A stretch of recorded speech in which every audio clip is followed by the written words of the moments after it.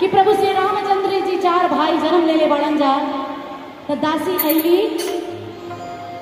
बस मुझे यही चाहिए आपके चेहरे पे मुस्कान, मेरे आते ही आपके चेहरे पे जो मुस्कान है यही मेरे लिए करोड़ों का उपहार है।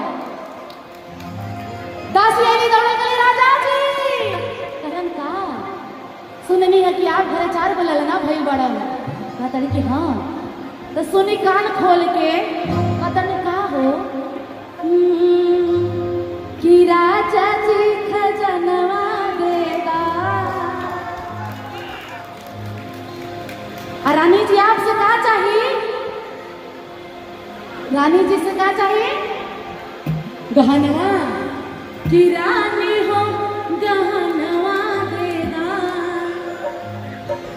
कि बजना मजीरा ऐसे हीरा रतना देना। क्योंकि ये सोहर है, सब लोग गाएंगे क्या? कि राजा जी खजनवा देगा,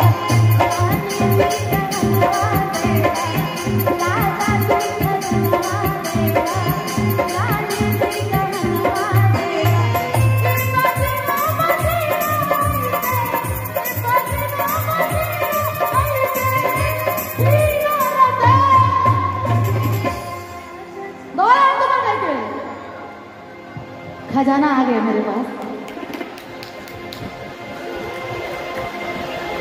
जी भैया गहनवा ना आई, इतना भाभी बाड़ी जा जरूर केहू न केहू के पास से मिल जाई। चवन्नियों भर के मिली, लेकिन मिली ना। हमारे भाई की तरफ से आ गया, भौजाई की तरफ से बाकी बात। कि राजा जी खजनवा देगा,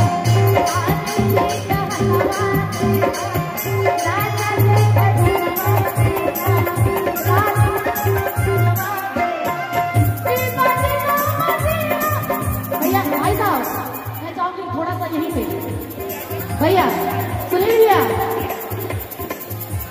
बस मुझको मानते हैं सबसे ज्यादा मेरे बड़े भैया मुन्ना भैया, क्योंकि मेरे एक कहने पर मुन्ना भैया डांस कर देते हैं, आप लोग नहीं कर रहे हैं। कि राजा जी खजनवा देगा, रानी जी खजनवा देगा, राजा जी खजनवा देगा, रानी जी खजनवा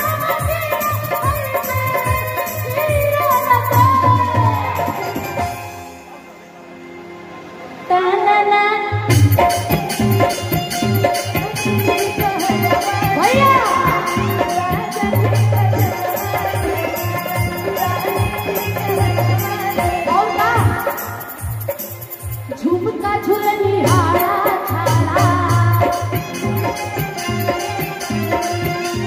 मेरी भाभी लोग बुला रही जाओ, मुझे सीढ़ी पर से उतरने में बड़ा टाइम लगता है, टाइम कम है ना। झुमका झुलनी हारा छाड़ा, बाजू बंद कमर के डाला।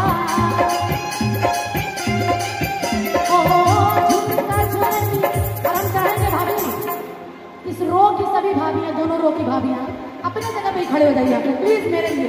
मैंने एक दिन भी खड़ा होकर डांस नहीं कराया आप सभी को, एक बार कुर्सी छोड़ करके। और मेरे पीछे वाली भाभियां भी सभी ना खड़े हो जाइए। सोहर गवाता ना, मोहर तो मिले के चाहिए। कौन मोहर? ताली वाला। दोनों कुछ करके कि झुमका झुलनी हारा छाड़ा, बाजू बंद कमर के डाला। झुमका झुलनी हारा छाड़ा, बाजू बंद कमर के डाला।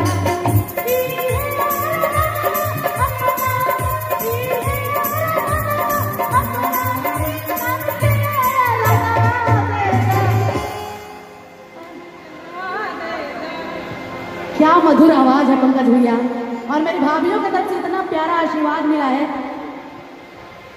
लेकिन गहनवा ना मिल गई। कि राजा जी खजनवा देगा, रानी जी गहनवा देगा।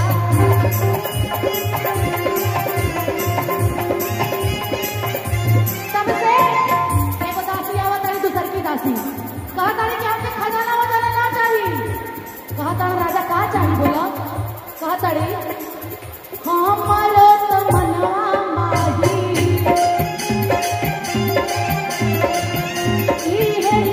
मन में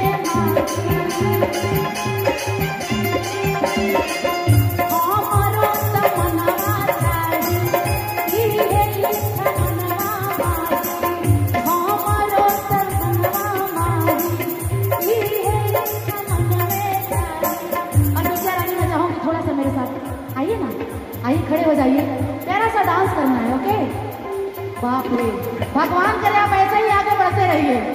हमारो तमन्ना